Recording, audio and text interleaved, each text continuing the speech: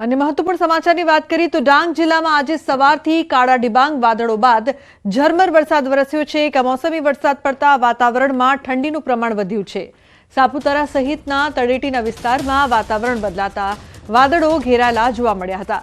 તો કમોસમી વરસાદ પડતા ખેડૂતોના શિયાળુ પાકને નુકસાન થવાની સંભાવના વધી છે। સર્વત્ર પાણીની રેલમછેલ જોવા મળી રહી છે।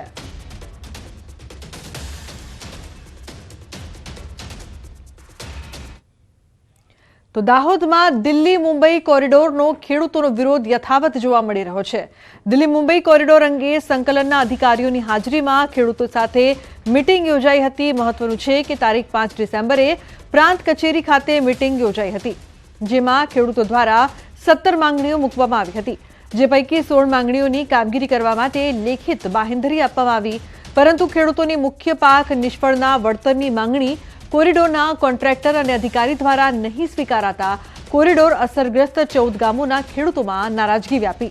હવે પાક નિષ્ફળ વળતર સંદર્ભમાં ખેડૂતો આગામી 8 ડિસેમ્બરે મીટિંગ યોજશે। અન્ય મહત્વપૂર્ણ સમાચારની વાત કરીએ તો ભરૂચ શુક્લતીર્થના મેળામાં નર્મદા નદીમાં 3 જણના ડૂબી જવાથી મોત થયા હતા। આ મુદ્દે લોકોમાં ભૂમાફિયાઓ સામે જન આક્રોશ ફાટી નીકળ્યો છે। નદીમાં ભૂમાફિયાઓ દ્વારા ખૂબ ઊંડાણ સુધી રેતીનું ખનન કરતા યુવકો ડૂબ્યા હોવાનું ખારવા સમાજે જણાવ્યું છે। ત્યારે ખારવા સમાજે ભારે રોષ સાથે ગેરકાયદેસર રેતીનું ખનન કરતા માફિયાઓ સામે કાર્યવાહી કરવાની માંગ સાથે વિશાળ રેલી યોજી। લોકોએ આક્રોશ સાથે રેલી કાઢીને કલેક્ટરને આવેદનપત્ર પાઠવી ભૂમાફિયાઓ સામે કાર્યવાહી કરવાની માંગ કરી છે।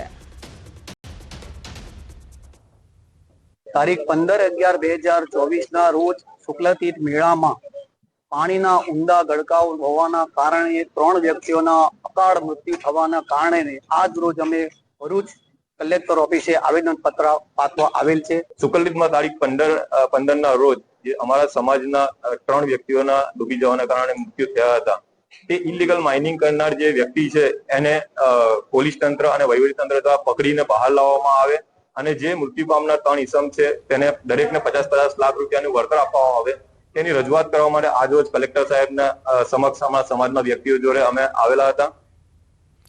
તો સુરેન્દ્રનગરમાં માનવ કલ્યાણ યોજના અંતર્ગત ફાળવવામાં આવતા કીટના લાભાર્થીઓએ કર્યો હોબાળો। શહેરની મધ્યમાં કીટ જિલ્લા ઉદ્યોગ કેન્દ્ર દ્વારા આપવામાં આવતી કીટમાં ઓછી વસ્તુઓ આપવામાં આવતા લાભાર્થીઓ રોષે ભરાયા। કોન્ટ્રાક્ટર દ્વારા કીટમાં અંદાજે 50% જેટલી વસ્તુઓ ઓછી આપવામાં આવતા વઢવાણ, લીંબડી અને ચૂડા તાલુકાના લાભાર્થીઓમાં રોષ ભભૂક્યો। લોકોએ ગેરરીતિ કરવામાં આવતી હોવાનો પણ આક્ષેપ કર્યો। સાથે જ કીટમાં મળવાપાત્ર તમામ વસ્તુઓ આપવામાં આવે તેવી માંગ કરાઈ। પરિસ્થિતિ વધુ ઉગ્ર થતા એ ડિવિઝન પોલીસે ઘટના સ્થળે પહોંચી મામલો થાળે પાડવાના પ્રયાસ હાથ ધર્યા। અડધો સામાન આઈનકા રાખ્યો હતો ને અડધો સામાન આ જે ફોટો પાડ્યો એમાં રાખ્યો। એટલે પછી મેં પૂછ્યું, મેં કીધું સામાન કીધું અમને આટલો જ મળે કે હા તમને આટલો જ સામાન મળશે, આથી વધારે સામાન મળશે નહીં। એટલે મેં કીધું તો મારે આ સામાન લેવો નથી, મને મારો પૂરો સામાન મળશે તો હું લઈશ, નકર મારે આ સામાન જોતો નથી। અમે અમારો પૂરતો સામાન લેવા માંગવી છીએ।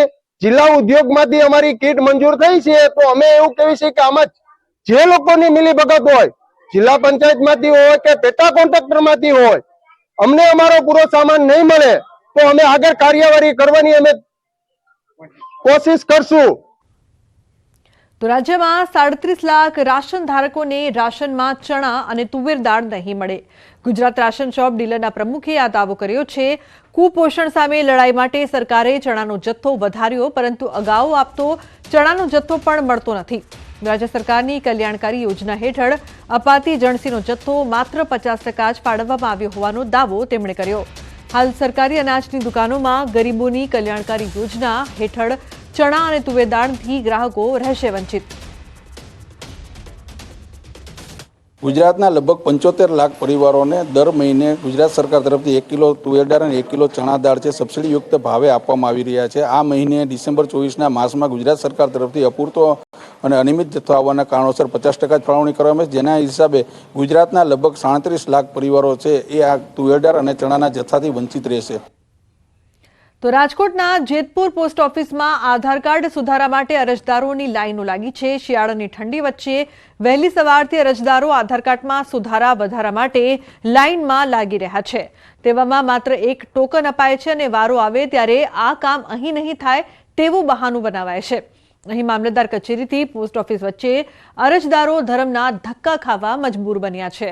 છેલ્લા ઘણા સમયથી થઈ રહેલી આ સમસ્યાનું વહેલી તકે સમાધાન આવે તેવી લોકોની માંગ. હું 5 વાગ્યાનો આવ્યો છું સવારનો, પણ વારો આવતો નથી. બરાબર, વારો આવે પણ એ ખોટા બહાના બતાવે છે કે આ કામ નહીં થાય, મામલેદારે જાઓ. મામલેદાર વાળા એમ કે પોસ્ટ ઓફિસે જાઓ. અમારું કામ થતું નથી. મામલતદારે થી પોસ્ટ ઓફિસે, પોસ્ટ ઓફિસ થી મામલતદારે ધક્કા ખવડાવે છે. આધાર કાર્ડ નું કઈ કામ થતું નથી અને આધાર કાર્ડ ની સખત જરૂર છે કેવાયસી માટે પણ, અને છોકરાઓને સ્કૂલમાં પણ આધાર કાર્ડ ની જરૂર છે.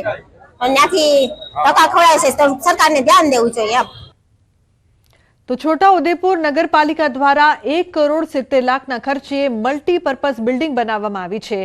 પાલિકાને આર્થિક મદદ મળે તે હેતુસર છોટાઉદેપુરના પ્રાઇમ લોકેશન પર આ બિલ્ડિંગ બનાવવામાં આવી છે, જેમાં 40 દુકાનોનો સમાવેશ થાય છે. વેપારીઓને પણ આ કોમ્પ્લેક્સમાં દુકાનો લેવાનો ભારે ઉત્સાહ હતો, પરંતુ તેની હરાજી ન થતા 5 વર્ષથી તૈયાર થયેલ કોમ્પ્લેક્સ ધૂળ ખાઈ રહ્યું છે. ઉલ્લેખનીય છે કે જે જમીન પર બિલ્ડિંગ બનાવાઈ છે તેની પહેલા આ જમીન પર આંગણવાડી હતી, જેનો હેતુ ફેર કરવાની પ્રક્રિયા પૂર્ણ પણ નહોતી થઈ અને તેની પહેલા જ આ ઇમારત ઊભી કરી દેવાઈ, જેથી હરાજી અટકી ગઈ છે. ધૂળ ખાતું આ કોમ્પ્લેક્સ જાણે શૌચાલય બની ગયું હોય તેમ લોકો અહીં શૌચક્રિયા માટે તેનો ઉપયોગ કરી રહ્યા છે. જ્યાં જો ત્યાં ગંદકી જ ગંદકી જોવાઈ રહી છે, જેથી સ્થાનિકો તેમજ વેપારીઓની એક જ માંગ છે કે આ પ્રશ્નનો જલ્દી નિકાલ કરવામાં આવે. ઉદયપુરમાં ધંધાકીય જગ્યા જોવા જાય તો સૌથી સારી અને અનુકૂળ જગ્યા છે ધંધા માટે, અને એમને એમ વેડફાઈ રહી છે, જેના માટે અધિકારીઓ પણ બેદરકારી દાખવી રહ્યા છે અને એનો કોઈ ઉકેલ લાવતા નથી. 7-8 વર્ષથી પડી રહ્યું છે અને નથી હરાજી થતી કે કંઈ નથી, અને બિલકુલ બેકાર મૂતરડી બનાવી દીધી છે. આટલા રૂપિયા ખર્ચો કર્યા પછી બી 5 વર્ષ પહેલા 2 કરોડના ખર્ચે મલ્ટીપર્પઝ બનાવવામાં આવેલું તે આજે બિલકુલ હવાળ પરિસ્થિતિમાં પડી રહ્યું છે. એનો કોઈ ઉપયોગ નથી અને લોકો ત્યાં ગંદકી કરે છે.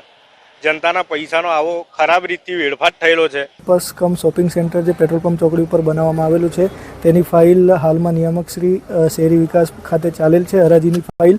એ ત્યારબાદ ત્યાંની મંજૂરી મળ્યેથી અમારા દ્વારા હરાજી કરવામાં આવશે અને તેની બોલી લાગશે અને એની હરાજી કરી ચૂકવણું કરો. 1,70,00,000ના ખર્ચે બિલ્ડિંગ બનેલું છે. સાબરકાંઠાના રાયપુરની એવી એક પ્રાથમિક શાળા કે જ્યાં ગામ લોકોએ શાળાને તાળાબંધી કરી બાળકોનું ભણતર અટકાવ્યું. એવું તો શું થયું કે વાલીઓ જ બાળકોનું ભણતર અટકાવી રહ્યા છે? તો એનો જવાબ છે શાળાના શિક્ષકોના અંદરોઅંદરના ઝઘડા. ગામ લોકો વિદ્યાર્થીઓને શિક્ષણ મેળવવા શાળાએ મોકલે છે, પરંતુ બાળકો તો અપશબ્દો શીખીને આવે છે. જી હા, ગામ લોકોનો આક્ષેપ છે કે શિક્ષકો અંદરોઅંદર ઝઘડે છે અને પછી અપશબ્દો બોલે છે, જેથી વિદ્યાર્થીઓના માનસ પર ખરાબ અસર પડે છે. સંસ્કાર ખરાબ અસર પડે છે. શિક્ષકો વારંવાર ઝઘડો કરે છે અને ઝઘડો કર્યા પછી ગારો બોલે છે, તો એ જ ગારો છોકરો ઘરે આવીને એવા સંસ્કાર શીખે છે અને એટલા માટે આ શાળાને તારું મારવામાં આવે છે. અંદરો અંદર ઝઘડા કરે છે. અમે એમનું સમાધાન પણ કરી આપ્યું, પણ તેઓ છતાં રોજ ઝઘડો કરે છે, એટલે આ શાળાને તારું મારવામાં આવ્યું છે. જ્યાં સુધી શિક્ષકો બદલવામાં નહીં આવે ત્યાં સુધી આ તારું ખોલવામાં આવશે નહીં. એટલું જ નહીં, ગામ લોકોનું કહેવું છે કે આ પ્રશ્ન 1-2 મહિનાઓનો નહીં, છેલ્લા 2 વર્ષથી ચાલ્યો આવે છે. અનેક વખત શિક્ષકો વચ્ચે સમાધાન પણ કરાવ્યું છે, પરંતુ શિક્ષણ આપતા શિક્ષકો જાણે પોતાની સમજણ ખોઈ બેઠા હોય તેમ સુધરવાનું નામ નથી લેતા. બાળકોના માનસ પર ખરાબ અસર પડતી હોવાથી ના છૂટકે શાળા બંધ કરવાનો નિર્ણય લેવો પડ્યો અને જ્યાં સુધી ઝઘડાળુ શિક્ષકોની બદલી નહીં થાય ત્યાં સુધી વિરોધ યથાવત રહેશે તેમ ગામ લોકોએ જણાવ્યું હતું. પરિસ્થિતિ સેમ છે. સ્કૂલમાં અંદર ઝઘડા ચાલતા, તે છતાં કાલે ગામવાળાએ થાકીને છેલ્લે અંતે તો સ્કૂલને તારું માર્યું. તે છતાં આજે તાલુકામાંથી કોઈ સાહેબ મોકલે છે. અમારી રજૂઆત હતી કે ડીપીઓ સાહેબને એ લોકો અંદર ત્યાંથી મોકલે, પણ એ લોકો ત્યાંથી ટીમ બનીને મોકલી છે. એ લોકોને એવું કહે છે કે સ્કૂલમાં તારું ખોલીને પેલું કરો, બરાબર ભણાવો. આ જ પરિસ્થિતિની જવાબદાર કોણ છે સાહેબ? અત્યારે છોકરાઓનું રિઝલ્ટ બગડે, સ્કૂલ મોકલી ભણતર બગડે છે, એના માટે જવાબદાર સાહેબ. તો સમગ્ર મામલો ઉપરી અધિકારી પાસે પહોંચતા તાલુકા અધિકારી સાથે એક ટીમ ગામમાં પહોંચી હતી. તેમણે ગામ લોકોને લેખિતમાં રજૂઆત કરવા જણાવ્યું હતું. સાથે જ બંને પક્ષની રજૂઆત સાંભળી યોગ્ય નિર્ણય લેવાની વાત કરી હતી. પરંતુ સમગ્ર મામલાનું નિરાકરણ આવે ત્યાં સુધી બાળકોને થઈ રહેલા ભણતરના નુકસાનનું શું, એવા પણ સવાલો હાલ ઊભા થઈ રહ્યા છે.